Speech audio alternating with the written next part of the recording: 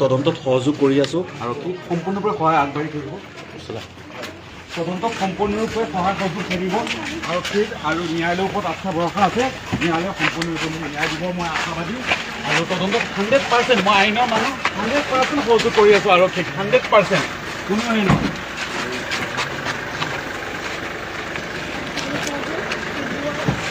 আৰু ভালকৈ তদন্ত হ'ব লাগে, যাতে মোৰ একো ভালকৈ হ'ব লাগে। আৰক্ষীক পূৰা সহযোগ কৰিছোঁ ন্যায়ালয়ৰ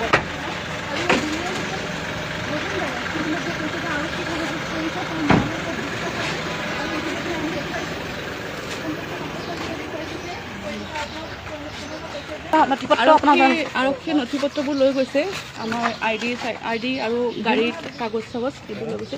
আৰক্ষীৰ লগত সম্পূৰ্ণ সহযোগিতা কৰি আছোঁ। যি লাগে আৰক্ষীৰ ডকুমেণ্ট পাতি চব আৰক্ষীয়ে লৈ গৈছে। ৰাতিপুৱাতে আৰু 4:30 বজামানত এবাৰ আৰক্ষীৰ বৃহৎ দল আহি পেলাই আমাৰ ঘৰত চিজ কৰি পেলাই বস্তু লৈ গৈছে।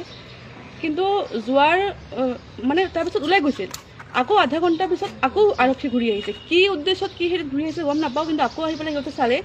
কিন্তু এটা বস্তু বেয়া লাগিছে, ঘৰত মই, মোৰ মা, মোৰ বাচ্ছা দুটা ছোৱালী আছিলোঁ, কিন্তু পুলিচৰ লগত লেডিজ পুলিচ নাছিল।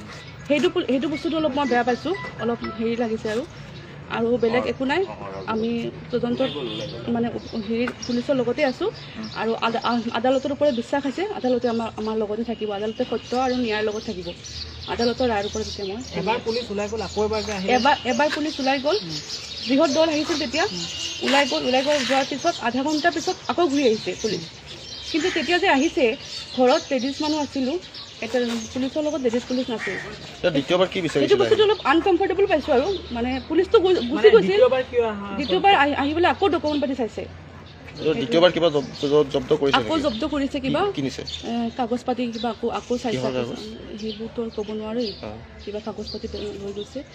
টোটেল 53 নে কিমানটা কাগজ পাতি ডকুমেণ্ট লৈ গৈছে তাহাঁতে, ID কাৰ্ড চব মিলাই পেলাই। প্ৰথমবাৰো লৈ গৈছিল আৰু নেক্সট বাৰ আহি পেলাই টোটেল 53 নে 54 চব লৈ গৈছে। আৰু মিডিয়াৰ যিবোৰ হেৰি আছিল, প্ৰেছৰ কাৰ্ড আছিল, সেইবোৰ লৈ গৈছে। হ'ব দিয়ক, এতিয়া আদালতৰ ওপৰত আমি বিশ্বাস কৰিছোঁ। আদালতে ন্যায় বিচাৰ কৰিব, উচিত তদন্ত হ'ব, সেইটোৱে আৰু।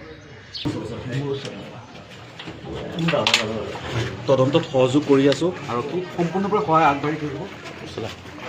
তদন্তক সম্পূৰ্ণৰূপে সহায় সহযোগ থাকিব আৰক্ষীৰ আৰু ন্যায়ালয়ৰ ওপৰত আস্থা ভৰসা আছে। ন্যায়ালয়ে সম্পূৰ্ণৰূপে মোক ন্যায় দিব, মই আশাবাদী। আৰু তদন্তত 100% মই আইনৰ মানুহ 100% সহযোগ কৰি আছোঁ আৰক্ষীক, 100% কোনো হেৰি নহয়।